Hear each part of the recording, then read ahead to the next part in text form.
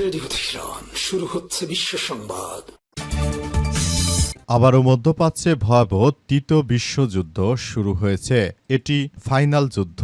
এই যুদ্ধেই বোঝা যাবে আসলে মুসলিমরা টিকে থাকবে নাকি পশ্চিমারা পুরো পৃথিবীর দখলে নেবে। মুসলিমদের মধ্যে সবথেকে শক্তিশালী রাষ্ট্র ইরান এমনভাবে আক্রমণ চালাচ্ছে যে দখলদারেরা ইরানের সামনে টিকতে পারেনি। কিন্তু পরিস্থিতি যতই দিন যাচ্ছে আরও ঘোলাটে হচ্ছে অবস্থায় ইরানের পাশে কেউ দাঁড়ায়নি। মধ্যপ্রাচ্যের ওই জালিম বাদশারা তারা সবাই পশ্চিমাদের পক্ষ নেয়। আসলে পরিস্থিতি খুবই ভয়ানক আকার ধারণ করেছে। আর এরই মাঝে আমাদের হাতে এসে পৌঁছেছে যুদ্ধের সর্বশেষ গুরুত্বপূর্ণ সবথেকে তাজা আপডেট সংবাদ আপনাদের জানিয়ে দিব। প্রথমেই জানাবো, মার্কিন প্রস্তাবের জবাব আজই পাঠাতে পারে ইরান। ইরান যুক্তরাষ্ট্রের প্রস্তাবের জবাবে আজ পাকিস্তানি মধ্যস্থতাকারীদের কাছে প্রতিক্রিয়া পাঠাতে পারে বলে আশা করা হচ্ছে, যদিও তেহরান এখন পর্যন্ত প্রস্তাবটি পর্যালোচনা করছে এবং এ বিষয়ে আনুষ্ঠানিক কোনো সময়সীমার ঘোষণা করা হয়নি। এরপর জানাবো, ইরান যুক্তরাষ্ট্র আলোচনার তথ্য দিতে নারাজ পাকিস্তান। ইরান এবং যুক্তরাষ্ট্রের মধ্যে একটি সম্ভাব্য চুক্তির খবরকে স্বাগত জানিয়েছে পাকিস্তানের পররাষ্ট্র মন্ত্রণালয়। আল জাজিরার অ্যারাবিকের বরাত দিয়ে আজ এক বিবৃতিতে দেশটি এই ইতিবাচক অবস্থানের কথা নিশ্চিত করেছে। এদিকে ভারত সবচেয়ে বড় সন্ত্রাসী, ওদের কথা কেউ শোনে না, জানালো পাকিস্তানের সেনাবাহিনীর মুখপাত্র। ভারতের বিরুদ্ধে আবারও তীব্র ভাষা আক্রমণ করেছে পাকিস্তান সেনাবাহিনী। দেশটির সেনাবাহিনীর মিডিয়া উইং আন্তঃবাহিনী জনসংযোগ পরিদপ্তর আইএসপিআর এর মহাপরিচালক লেফটেন্যান্ট জেনারেল আহমেদ শরীফ চৌধুরী ভারতকে সবচেয়ে বড় সন্ত্রাসী হিসেবে আখ্যায়িত করেছে। তিনি বলেছেন, সবচেয়ে বড় সন্ত্রাসী তোমরাই, কেউ তোমাদের কথা শোনে না, কেউ তোমাদের বিশ্বাসও করে না।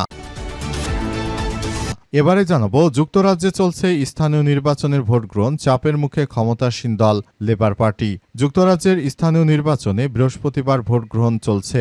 এই নির্বাচনে লেবার পার্টির প্রধানমন্ত্রী স্যার কিয়ার স্টারমারের উপর নতুন করে চাপ সৃষ্টি করতে পারে বলে ধারণা করা হচ্ছে। আজ সকাল ৭টা থেকে ভোট শুরু হয়েছে। ইংল্যান্ডের স্থানীয় কাউন্সিল ও স্কটল্যান্ড ও ওয়েলসের আধা স্বায়ত্তশাসিত আইনসভায় এই নির্বাচনের মধ্যে বামপন্থী লেবার পার্টি বড় ধরনের বিপর্যয়ের মুখে পড়তে পারে বলে ধারণা করা হচ্ছে। এবং সর্বশেষ জানাবো, কুষ্টিয়া সরকারি কলেজে এমপি আমির হামজাকে ঘিরে ভুয়া স্লোগান। কুষ্টিয়া সদর আসনের সংসদ সদস্য মুফতি আমির হামজাকে ঘিরে ভুয়া স্লোগানে সরকারি কলেজে একদল শিক্ষার্থী আজ সকাল 10:30টার দিকে কলেজের ক্যাম্পাসে এই ঘটনা ঘটে। পুলিশ ও কলেজ সূত্র থেকে জানা গেছে, আজ সকালে প্রধান অতিথি হিসেবে সরকারি কলেজ মাঠে আন্তঃবিভাগ মিনি ফুটবল টুর্নামেন্টের উদ্বোধন করতে যান সংসদ সদস্য মুফতি আমির হামজা। এ সময় সাধারণ শিক্ষার্থীর ব্যানারে একদল শিক্ষার্থী মঞ্চের পাশে জড়ো হয়ে তাকে দেখে ভুয়া স্লোগান দিতে থাকে। প্রিয় দর্শক, এতক্ষণ শুনছিলেন সংবাদ শিরোনাম, এবারে বিস্তারিত। তবে তার আগে বন্ধুরা, অনুরোধ থাকবে এই সংবাদটিতে একটি লাইক দিন। এই চ্যানেলে আপনি নতুন হয়ে থাকলে আমাদের সংবাদটি দেখতে দেখতে চ্যানেলটি সাবস্ক্রাইব করে রাখুন। কমেন্ট করে বন্ধুরা আপনার মূল্যবান মতামত জানিয়ে দিন আপনি বিশ্বের কোন দেশ থেকে বা বাংলাদেশের কোন স্থান থেকে আমাদের সংবাদটি দেখছেন এবং শুনছেন। আর বন্ধুরা, সংবাদটি আপনার সোশ্যাল মিডিয়া ফেসবুকে শেয়ার করে বন্ধুদেরও দেখার সুযোগ করে দিন। গাজা যুদ্ধে আপনি যদি নিরীহ ফিলিস্তিনিদের ভালোবেসে থাকেন বন্ধুরা, কমেন্টে ইয়েস লিখে পুরো বিশ্বকে আমাদের এই সংবাদটি দেখার সুযোগ করে দিন। এবারে বিস্তারিত। মার্কিন প্রস্তাবের জবাব আজই পাঠাতে পারে ইরান। ইরান যুক্তরাষ্ট্রের প্রস্তাবের জবাবে আজ পাকিস্তানি মধ্যস্থতাকারীদের কাছে প্রতিক্রিয়া পাঠাতে পারে বলে আশা করা হচ্ছে, যদিও তেহরান এখনও প্রস্তাবটি পর্যালোচনা করছে এবং এ বিষয়ে আনুষ্ঠানিক কোনো সময়সীমা তারা ঘোষণা করেনি বলে তেহরানের পক্ষ থেকে নিশ্চিত করা হয়েছে। মার্কিন যুক্তরাষ্ট্র এবং দখলদাররা শুরু থেকে যে ধরনের কার্যক্রম তারা চালিয়ে যাচ্ছে, এটি অত্যন্ত ঘৃণিত একটি কার্যক্রম হিসেবে বিবেচিত হচ্ছে, কারণ তারা শুরু থেকে মুসলিমদের বিরুদ্ধে যে সন্ত্রাসী কার্যক্রমগুলোতে তারা কাজ করে গেছে, এটি পৃথিবীর ইতিহাসে সবথেকে একটি ঘৃণিত কার্যক্রম হিসেবে বিবেচিত হচ্ছে। কারণ মার্কিন যুক্তরাষ্ট্র শুরু থেকে তারা যে ধরনের কার্যক্রম আসলে চালিয়ে গেছে, এটি কোনোভাবেই গ্রহণযোগ্য কোনো বিষয় হতে পারে না। সবকিছু ধ্বংসস্তূপে পরিণত হওয়ার জন্য মার্কিন যুক্তরাষ্ট্র পুরোপুরি দায়ী। তারা শুরু থেকে আসলে যে ধরনের সন্ত্রাসী কার্যক্রমগুলো চালিয়ে যাচ্ছিল, এর জন্য পুরোপুরি মধ্যপ্রাচ্য জুড়ে মার্কিন যুক্তরাষ্ট্রের যুক্তরাষ্ট্র পুরোপুরি আসলে ফেঁসে গেছে। তারা ইরানের কাছে একদম ফেঁসে গেছে। ইরানের সঙ্গে যুদ্ধ করতে এসে হাড়ে হাড়ে টের পাচ্ছে যে ইরান কি জিনিস। ইরান যেভাবে নিজেদেরকে গঠন করেছে, যেভাবে নিজেদের গড়ে তুলেছে, পৃথিবীর ইতিহাসে এমন কোনো রাষ্ট্র আর নেই যে যারা মার্কিন যুক্তরাষ্ট্রকে মুখের উপর এভাবে আক্রমণ চালিয়ে যাচ্ছে। এটি পৃথিবীর ইতিহাসে অত্যন্ত জটিল একটি বিষয় হিসেবে দাঁড়িয়েছে। ইরান দেখিয়ে দিয়েছে যে তারা আসলে কি পারে। মার্কিন যুক্তরাষ্ট্র তাই কল্পনা করতে পারেনি যে ইরান কিভাবে তাদেরকে একদম ধসিয়ে দিচ্ছে। যে কোনো পরিস্থিতি মোকাবেলা করার জন্য মার্কিন যুক্তরাষ্ট্র পুরোপুরি ইরানের কাছে ফেঁসে গেছে এবং ইরানের সঙ্গে তারা কোনো কিছুই করতে পারছে না। তারা পুরোপুরি সারা বিশ্বের বুকে একদম ধ্বংসস্তূপে পরিণত হচ্ছে।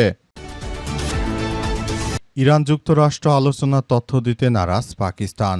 ইরান এবং যুক্তরাষ্ট্রের মধ্যে একটি সম্ভাব্য চুক্তির খবরকে স্বাগত জানিয়েছে পাকিস্তানের পররাষ্ট্র মন্ত্রণালয়। আল জাজিরা আরাবিকের বরাতে আজ এক বিবৃতিতে দেশটি এই ইতিবাচক অবস্থানের কথা জানিয়েছে।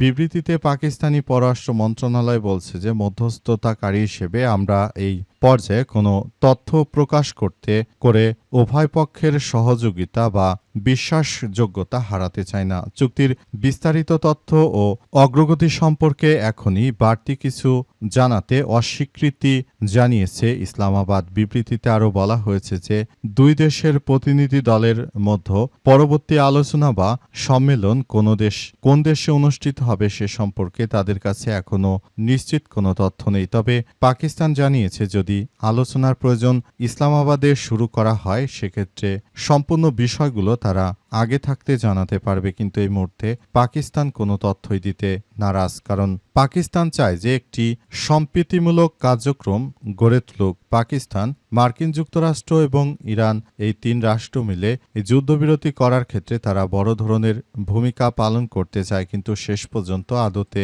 বিষয়গুলো কোন দিকে যাবে এবং কি হতে চলেছে সেটি এখন পর্যন্ত স্পষ্টভাবে বলা যাচ্ছে না। পরিস্থিতি খুবই ভয়ানক আকার ধারণ করতে চলেছে। দখলদারেরা শুরু থেকে তারা যে ধরনের সন্ত্রাসী কার্যক্রমগুলো চালিয়ে গিয়েছিল এর জন্য পুরোপুরি আসলে মার্কিন যুক্তরাষ্ট্র এবং দখলদারেরা পুরোপুরি দায়ী হয়ে পড়েছে। তারা আসলে কোনোভাবেই কোনো কিছু করতে পারছে না। মার্কিন যুক্তরাষ্ট্র শুরু থেকে যে ধরনের সন্ত্রাসী কার্যক্রমগুলো চালিয়ে যাচ্ছিল এজন্য ইরান পুরোপুরি প্রস্তুত ছিল এবং তারা সেভাবেই জবাব দিচ্ছে। এর পরিপ্রেক্ষিতে আসলে যুক্তরাষ্ট্র পুরোপুরি ধসে পড়েছে। তারা কোনোভাবেই কোনো কিছু করতে পারছে না। ভারত সবচেয়ে বড় সন্ত্রাসী, ওদের কথা কেউ শোনে না বললেন পাকিস্তান সেনাবাহিনীর মুখপাত্র। ভারতের বিরুদ্ধে আবারও তীব্র ভাষায় আক্রমণ করেছে পাকিস্তান সেনাবাহিনীর মুখপাত্র। দেশটির সেনাবাহিনীর মিডিয়া উইং আন্তঃবাহিনী জনসংযোগ পরিদপ্তর ISPR এর মহাপরিচালক লেফটেন্যান্ট জেনারেল আহমেদ শরীফ চৌধুরী ভারতকে সবচেয়ে বড় সন্ত্রাসী হিসেবে আখ্যায়িত করেছে। তিনি বলেছেন, সবচেয়ে বড় সন্ত্রাসী তোমরাই, কেউ তোমাদের কথা শোনে না, কেউ বিশ্বাসও করে না। সংবাদ মাধ্যম দ্য ডন বলছে যে মার্কায় ই হকের 1 বছর পূর্তি উপলক্ষে আয়োজিত ওই সংবাদ সম্মেলনে জেনারেল আহমেদ শরীফ চৌধুরী ভারতের বিরুদ্ধে এই কঠোর বক্তব্য দিয়েছেন। এই বছর পূর্তি উপলক্ষে আয়োজিত ওই সংবাদ সম্মেলনে আন্তঃবাহিনী জনসংযোগ পরিদপ্তর ISPR এর পক্ষ থেকে আরও জানানো হয়েছে যে এই হিন্দুত্ববাদীরা এত বড় সন্ত্রাসী, তাদের কথা পৃথিবীতে কেউই বিশ্বাস করে না। সন্ত্রাসীদের বিরুদ্ধে পৃথিবীর ইতিহাসে সবথেকে ভয়াবহ আক্রমণ শুধুমাত্র পাকিস্তানই চালিয়ে গেছে। এই সন্ত্রাসী গোষ্ঠীরা তারা শুরু থেকে যেভাবে ভারতে মুসলিমদের উপর হত্যাযজ্ঞ চালিয়ে যাচ্ছে এটি পৃথিবীর ইতিহাসে সবথেকে এক নির্বিচারে মানুষ গণহত্যা। ভারতের কুখ্যাত সন্ত্রাসী নরেন্দ্র মোদী সন্ত্রাসী যখনই ভারতের ক্ষমতায় এসেছে তখন থেকে মুসলিম নিধনে মাঠে নেমেছে। বিশেষ করে ভারতের যারা মুসলিম সম্প্রদায় রয়েছে তাদের জমিজমা, বাড়িঘর, ধর্মীয় প্রতিষ্ঠান, এমন সব বিষয়গুলো নিয়ে ভারতে প্রতিনিয়ত কার্যক্রমগুলো চালাচ্ছে এই হিন্দুত্ববাদীরা। ভারতের সন্ত্রাসী গোষ্ঠী RSS এবং ভারতের বিজেপি সন্ত্রাসীরা তারা শুরু থেকেই মুসলিমদের বিরুদ্ধে এই সন্ত্রাসী কার্যক্রম চালিয়ে যাচ্ছে। এদের বিরুদ্ধে শুধুমাত্র মুসলিম দেশ হিসেবে পাকিস্তানই একমাত্র প্রতিরোধ গড়ে তুলতে পেরেছে, আর অন্যান্য দেশ আসলে তারা কোনো কিছুই করতে পারেনি। তারা শুধু চেয়ে চেয়ে দেখেছে যে পুরো পরিস্থিতি কোন দিকে যায়। যুক্তরাজ্যে চলছে স্থানীয় নির্বাচনের ভোট গ্রহণ, চাপের মুখে ক্ষমতাসীন দল লেবার পার্টি। যুক্তরাজ্যের স্থানীয় নির্বাচন আজ ভোট গ্রহণ চলছে। নির্বাচনে লেবার পার্টির প্রধানমন্ত্রী কেয়ার স্টারমারের উপর নতুন করে চাপ সৃষ্টি করতে পারে বলে ধারণা করা হচ্ছে। আজ সকাল 7টা থেকে ভোট কেন্দ্র খুলে দেওয়া হয়েছে। ইংল্যান্ডের স্থানীয় কাউন্সিল এবং স্কটল্যান্ড ও ওয়েলসের আধা স্বায়ত্তশাসিত আইনসভা এই নির্বাচনের মধ্যে বামপন্থী লেবার পার্টি বড় ধরনের বিপর্যয়ের মুখে পড়তে পারে বলে ধারণা করা হচ্ছে। ওই নির্বাচনে প্রধানমন্ত্রী স্যার কিয়ার স্টারমার টালমাটাল মেয়াদের জন্য একটি গণভোট হিসেবে দেখা হচ্ছে। বিশ্লেষকদের মতে নির্বাচনের ফলাফল স্টারমারের বিদায়কে ত্বরান্বিত করতে পারে এবং দেশটির রাজনীতিতে বড় ধরনের কোনো পরিবর্তনের ইঙ্গিত দিতে পারে। স্যার কিয়ার স্টারমার আসার পরই মার্কিন যুক্তরাষ্ট্রের কাছ থেকে মোটামুটি কথা তারা একরকম তাদের সঙ্গে যে আগের সম্পর্ক ছিল সেই সম্পর্ক থেকে কিছুটা হলেও লন্ডনকে তারা আগের জায়গা থেকে সরিয়ে এনেছে।